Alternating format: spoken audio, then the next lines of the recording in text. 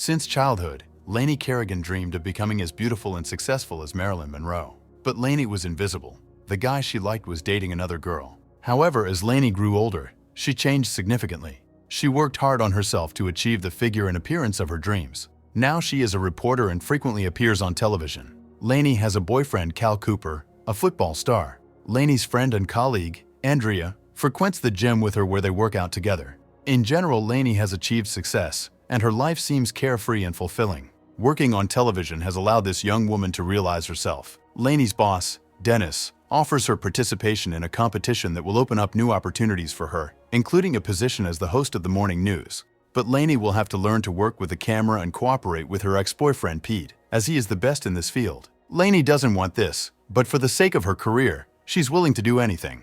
So the former lovers started working together. Laney intended to communicate with Pete solely on business, while he fooled around and suggested she have some fun. Of course, Laney refused.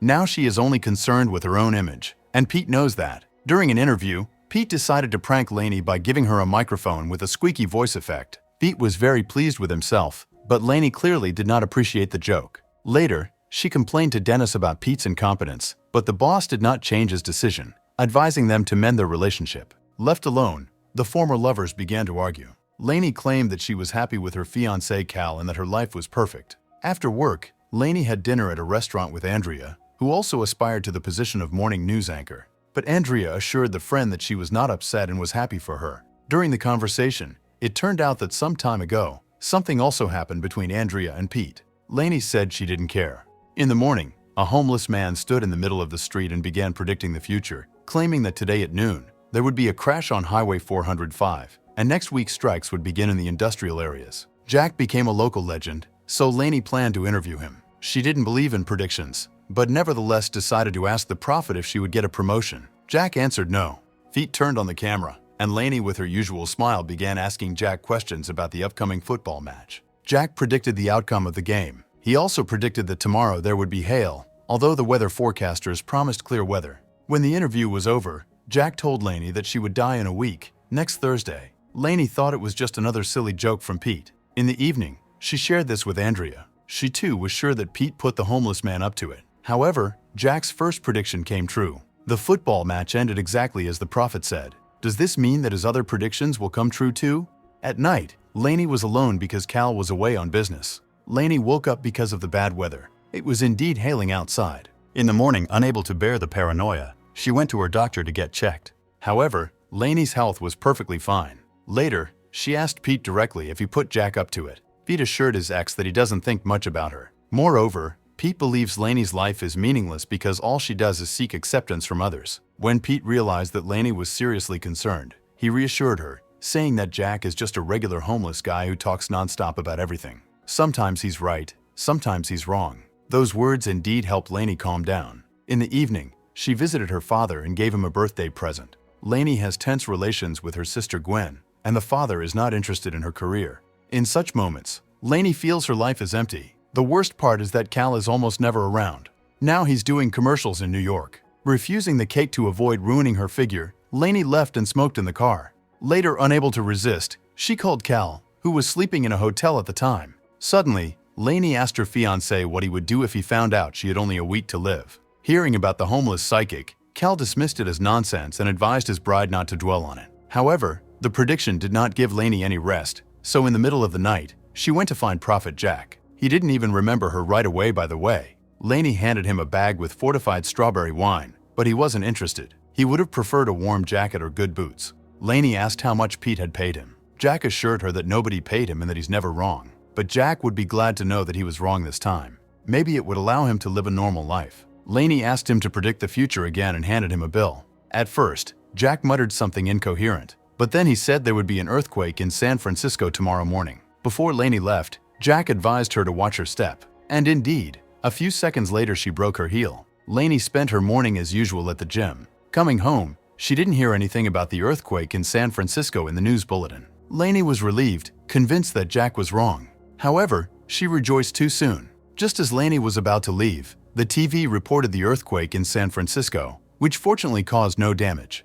Realizing she had less than a week to live, Laney couldn't hold back her emotions. At night she was unable to sleep. Until this Wednesday, Laney considered her life perfect, but now everything was falling apart. Pete is the only one who could listen to her. Laney feels she has nothing left to lose, so despite being engaged to Cal, she offered Pete some fun. However, he wasn't up for it, advising Laney to radically change her life if she really believes in this prediction. Perhaps then her predetermined fate will also change. Laney isn't sure if she's ready for that, as the career has always been her priority. Nevertheless, Laney mustered up her resolve and visited her sister Gwen. Now was her chance to tell everyone close to her how much she values them. Since the girl's mother passed away, their family has been estranged. And even now when Laney tried to be frank, she couldn't get any understanding from her sister. Gwen has devoted herself to the family. She has wonderful children, but her husband has a drinking problem. Laney can't understand this because from the outside her life seems perfect. Though Gwen claims to be happy, it's clear that she's not. Laney was forced to simply walk away. Finally, Cal returned from New York. He was shocked to find the apartment a mess and many empty fast food containers. It was not at all like Laney, who was now looking through an old photo album. Seeing a childhood photo of Laney, Cal was surprised. He didn't know his fiancé used to be an ugly duckling. Now Cal was confused, not knowing what was happening with Laney and how to react to it. Laney realized that Cal never truly loved her. All he saw in her was the beautiful appearance. If Laney loses her career and becomes less attractive, Cal will have no reason to be with her. To avoid further conversation on the topic, Cal took Laney to the stadium and offered to play.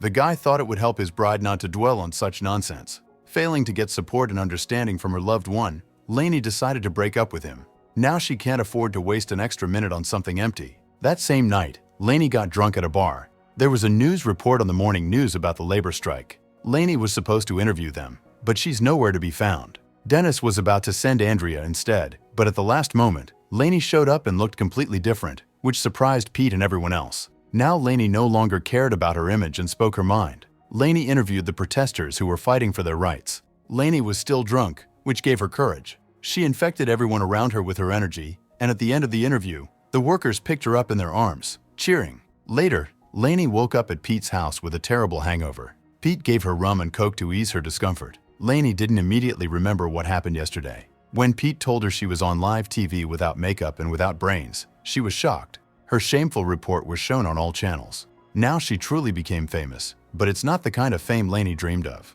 She no longer minds dying because without the career and fiancé, her life is over anyway. Pete received a call from Dennis and lied that he hadn't seen Laney since yesterday. She asked Pete for permission to stay a little longer, and he didn't object at all. With only 2 days left, Laney wasn't ready to spend them on hairstyling, makeup, or proper nutrition. From now on, she would live the way she wanted. Previously, it never occurred to Laney that there could be anything more important in life than work. But Pete believes otherwise. It was a surprise for Laney to learn that Pete has a son from a previous relationship, and today he was planning to spend the whole day with him. Laney joined them. Tommy immediately recognized her, which is not surprising. Now everyone in town knows Laney. They had a great time at the amusement park, and late in the evening, took Tommy home. Laney used to not know how to get along with children and considered them an encumbrance, but it wasn't as bad as she thought it would be. For Pete, parting with his son is always difficult. His relationship with Tommy's mother didn't work out because she came from a strict religious family. In the end, it resulted in divorce. Thanks to Pete, Laney didn't think about Prophet Jack all day. Today is Tuesday, which means Laney has 1 day left, not counting Thursday. She didn't want to be alone, so she went to Pete's again. Passion arose between them. The next morning, Pete and Laney came to work together. They started dating again, although Laney knows it's her last day. Laney was sure she would be fired today, but instead, the colleagues threw her a party. It turned out that Laney won the competition and got a job as the morning news anchor because her report made a sensation. Dennis, Andrea, and others congratulated Laney. Seeing her success, Pete felt superfluous. Later, she approached Pete and said they had a few hours before she flew to New York. Laney is happy because her promotion means that Prophet Jack was wrong when he claimed she wouldn't get promoted. Laney wants Pete to go to New York with her, but he can't be away from his son.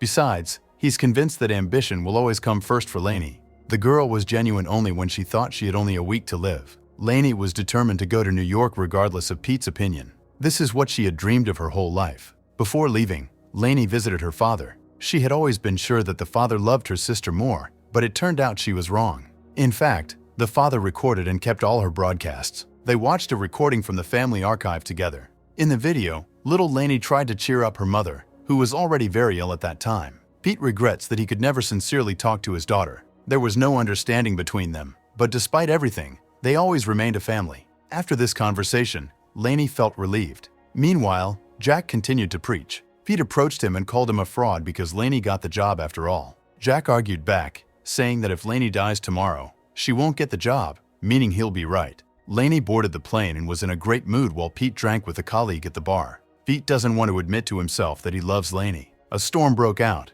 causing panic among all the passengers on the plane, and only Laney remained calm, confident that nothing bad would happen today. When the news reported on the disappearance of one of the planes a mile from the destination, Pete rushed to the airport, trying to call Laney. He urgently bought a ticket to New York. On Thursday morning, Laney was getting ready for an interview, unaware that Pete had already boarded a plane to New York. Laney was brought to the set of the Good Morning America news. Once in the studio, Laney couldn't believe it. After years of hard work, her dream had finally come true. Laney was introduced to her new colleagues. Today she is to interview the famous journalist and politician Deborah Connors. The live broadcast of the morning news began.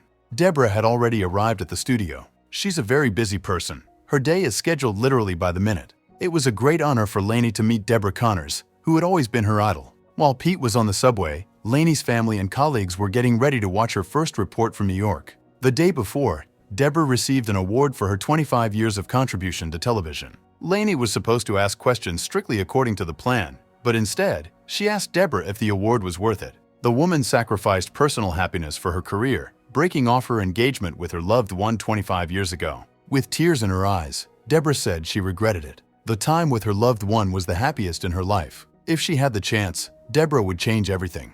Everyone who watched the interview was shocked. Laney confessed that she made the same sacrifice to appear on national television. Listening to the interview, Gwen took the husband's hand. Deborah knows she will regret her words on live television. Laney was sure it was the end of her career, but the TV channel director was on the contrary very pleased with her report. No one had ever heard any revelations from Deborah Connors before. To everyone's surprise, Laney turned down the job, intending to return home. For the first time in her life, she felt free. There was a brawl on the street. Pete noticed Laney too late. Someone fired a shot. Laney was urgently taken to intensive care, where she underwent emergency surgery. It was already Friday. Pete held unconscious Laney's hand, believing that if she was still alive, Jack's prediction wouldn't come true. Laney regained consciousness, and Pete confessed his love to her. She is the one he wants to spend his life with. Of course, Laney reciprocated. Pete showed her a happy life. Soon the couple returned to Seattle, and Laney moved in with her beloved.